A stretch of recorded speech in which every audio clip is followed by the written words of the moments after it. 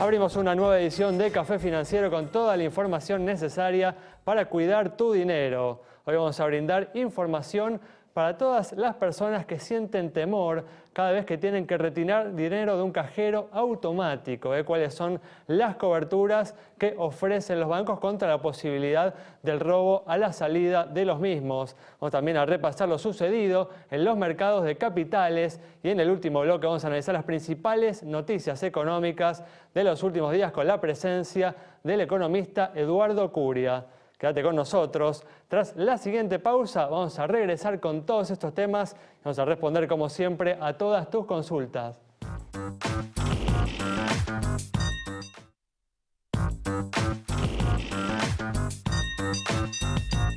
Bueno, ya está como siempre Santiago Chelala, también está Yamila Escala y hoy nos está acompañando Diego Martínez Bursaco para hacer el repaso habitual de lo ocurrido en los mercados de capitales. ¿Qué tal? ¿Cómo andan? Muy bien, hola, gracias por estar aquí, gracias Diego por venir una vez más. Gracias. Vamos a arrancar con los temas que tenemos para hoy.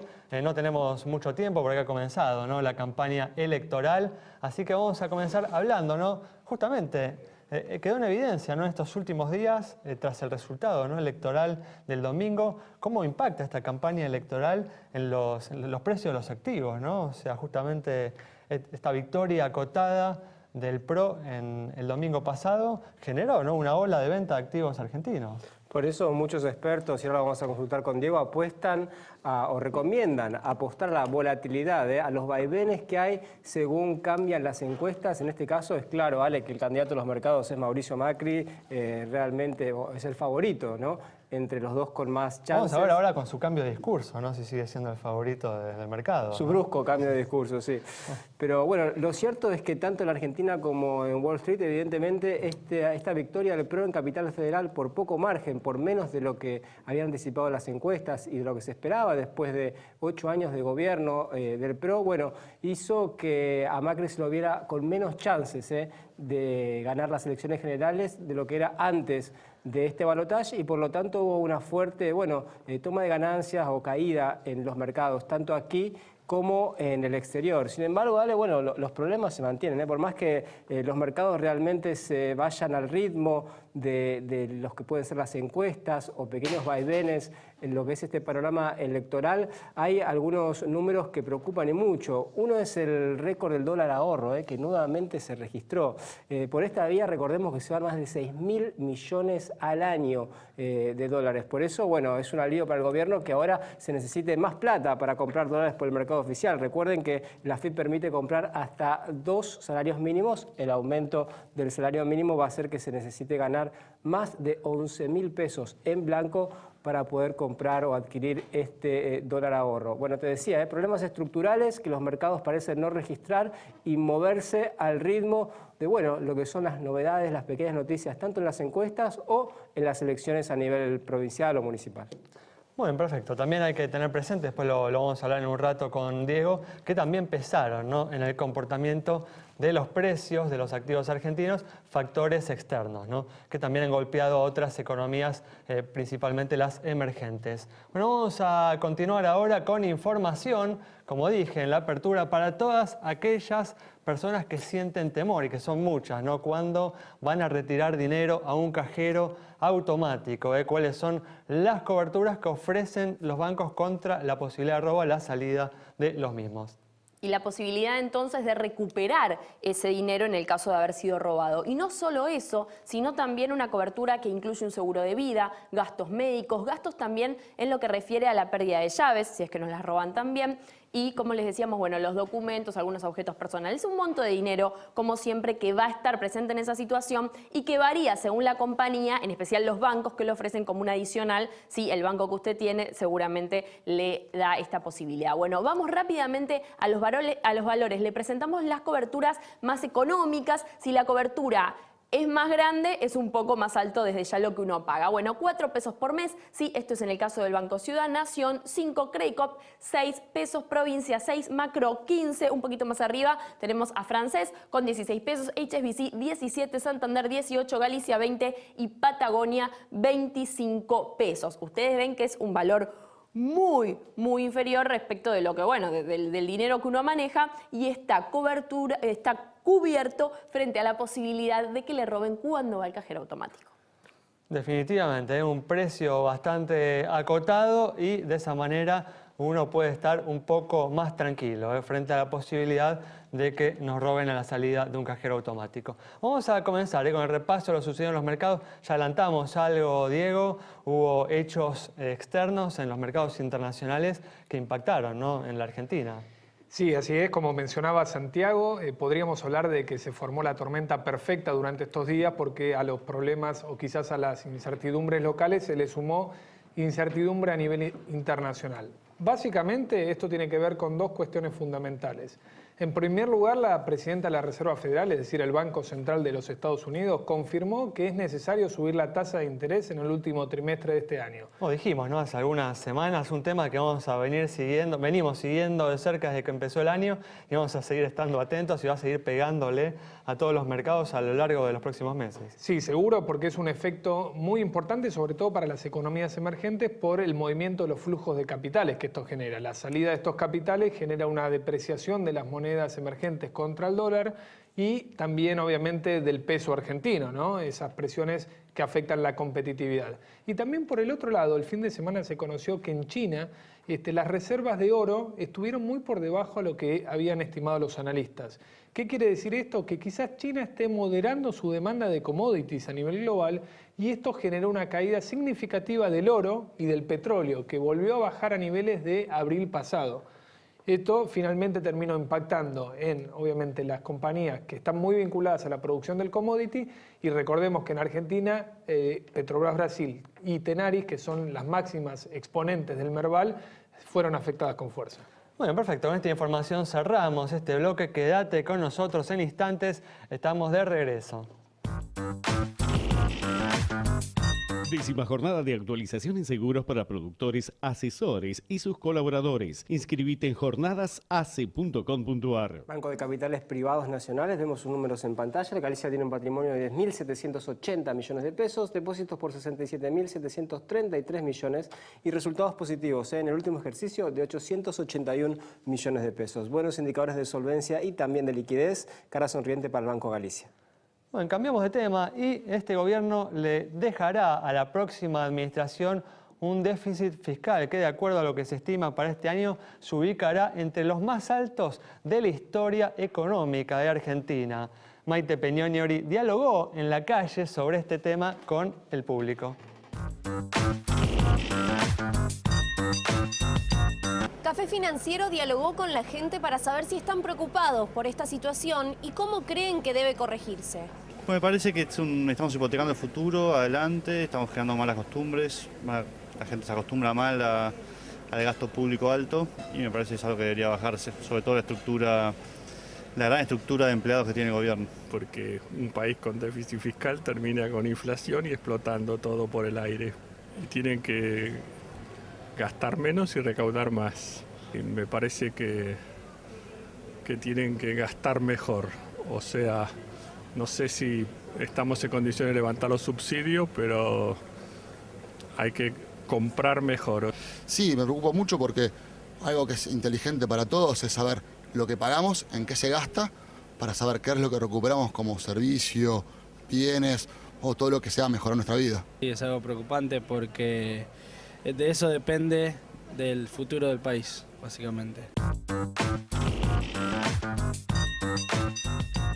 Bueno, un problema que es una evidencia más de la situación de este modelo, del agotamiento, ¿no?, de este modelo económico y de la necesidad imperiosa de introducir cambios al mismo, ¿no? Basta con fijarse en qué otros momentos de la historia argentina hubo situaciones fiscales de estas características, como para no tener dudas de esto que estoy diciendo, ¿no? Por ejemplo, Rodrigazo, la salida de la tablita de Martínez de Hoz, la hiperinflación de Alfonsín, ¿no? Ciertamente una situación, una cuestión para preocuparse. Vamos a seguir justamente hablando de este tema en el último bloque. Ahora vamos a cerrar el repaso de lo sucedido en los mercados de capitales, porque no dijiste nada de Grecia, Diego.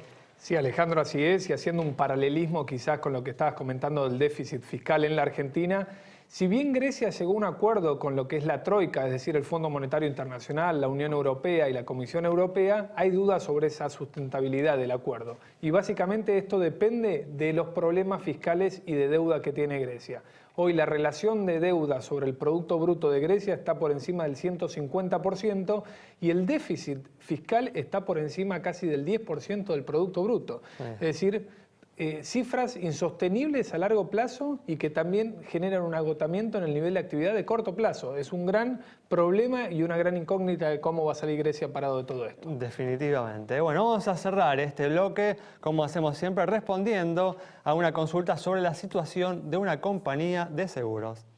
Julia, nos consultaste sobre la situación de Mercantil Andina, compañía que presentó un crecimiento del 50% en el ejercicio 2014-2015, por encima de un dato que no habíamos dado al momento, y es el crecimiento del mercado asegurador en su conjunto, que fue de un 42%. Vemos entonces los indicadores, el resto de los indicadores en realidad de Mercantil Andina: activo 2.334 millones de pesos, pasivo 2.099 millones, patrimonio 235 millones de pesos, resultado positivo 69 millones, primas 1.886 millones e informa 2.256 juicios. Con indicadores que se condicen con los del promedio del mercado es que le otorgamos la luz verde de nuestro semáforo. Y recuerden, sí, acá, como Julia, más preguntas nos mandan a @Café Financiero en Twitter o en Facebook. También nos encuentran como Café Financiero.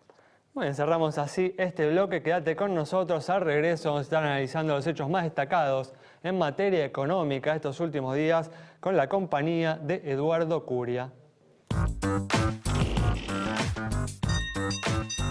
10ª jornada de actualización en seguros para productores, asesores y sus colaboradores. Inscribite en jornadasace.com.ar.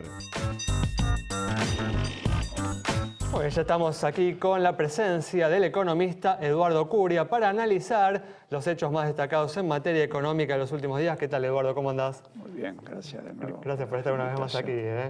Una semana en la que, como hablábamos en el primer bloque, el dólar blue continuó con su avance imparable y alcanzó niveles que no se veían desde septiembre del año pasado, en una escalada que finalizó en aquel momento con la salida de Juan Carlos Fábrega de la conducción del Banco Central. Eduardo, ¿crees que esta suba que se registró en el dólar paralelo en las últimas semanas, coincidís que tiene que ver con especulaciones electorales? Puede haber un condimento. Creo también que hay otros factores. El plan verano, como yo lo llamo, que para el primer semestre del año, la mezcla del cambio actuando como ancla, los dólares consiguieron tasas de interés elevadas en pesos, que son muy elevadas en dólar. Bueno, todo ese menú, la cosa la hizo sostenible, creíble. Como que se agotó el plan verano. Creo que esto se está un poco desgastando y no se tiene claro cómo se va a encarar el último semestre. Y a eso hay que añadirle un montón de cosas como la propia especulación electoral. Me gusta me gusta el otro, ¿qué van a hacer? Bueno. ¿No te parece justificado el contraste, ¿no? Que los inversores, cuando mejora Mauricio Macri en las encuestas, parece que se desprendieran de los dólares, y cuando mejoran las posibilidades de Daniel Scioli, parecen salir a comprar?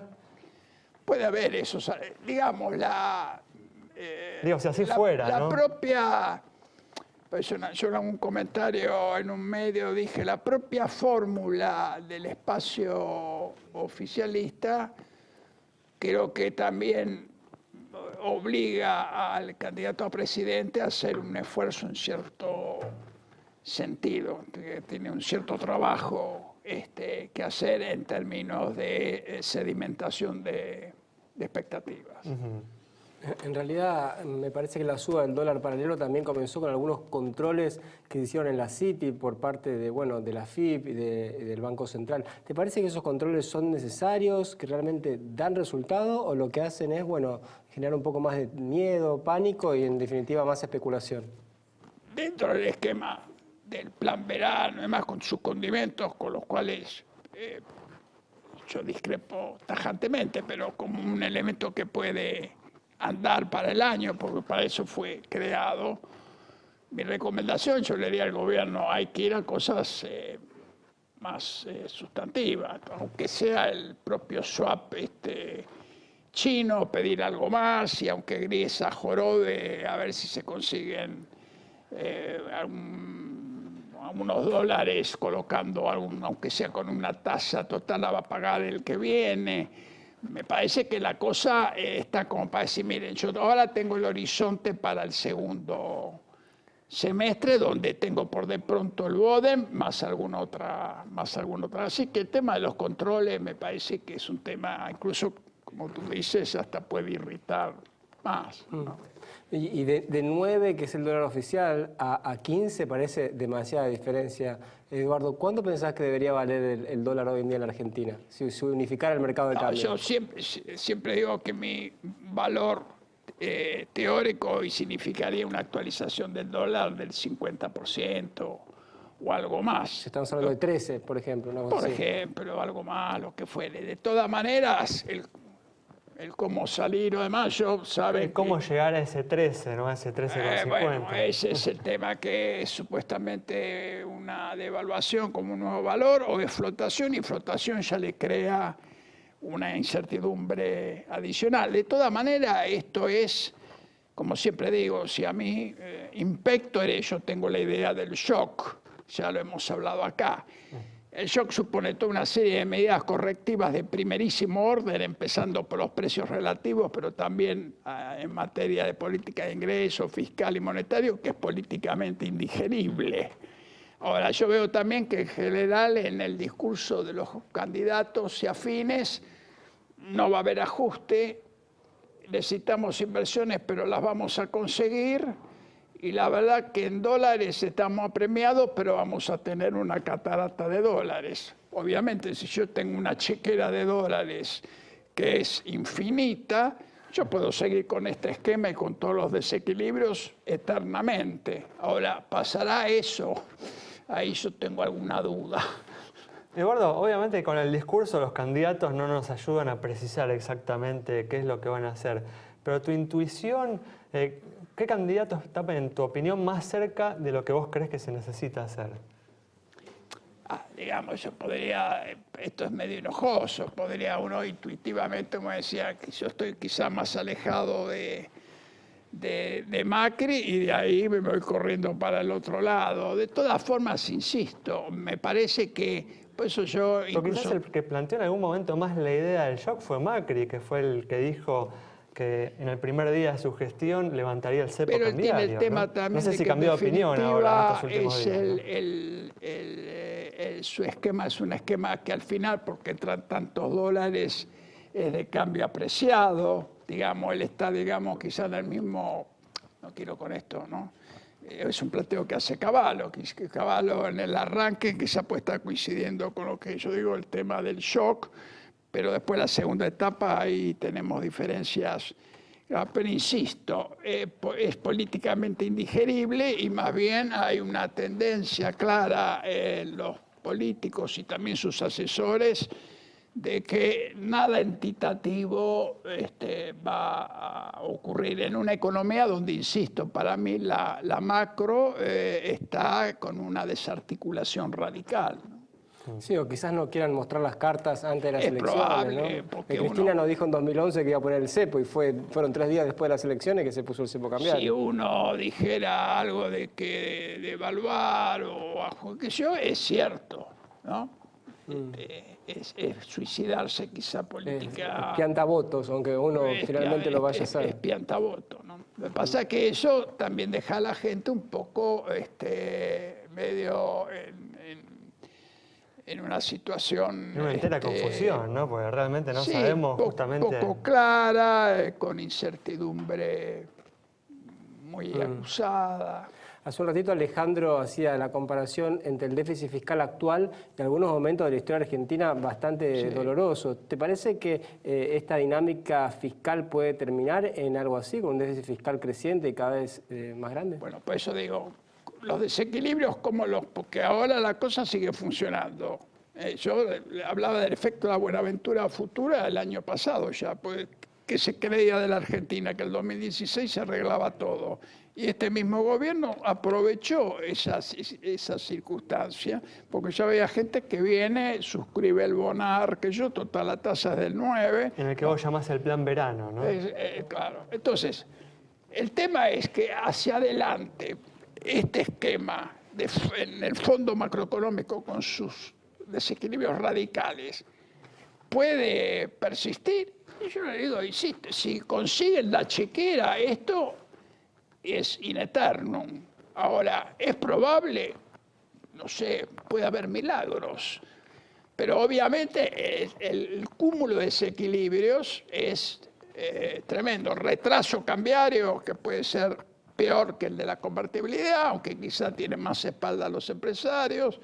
Alto déficit fiscal.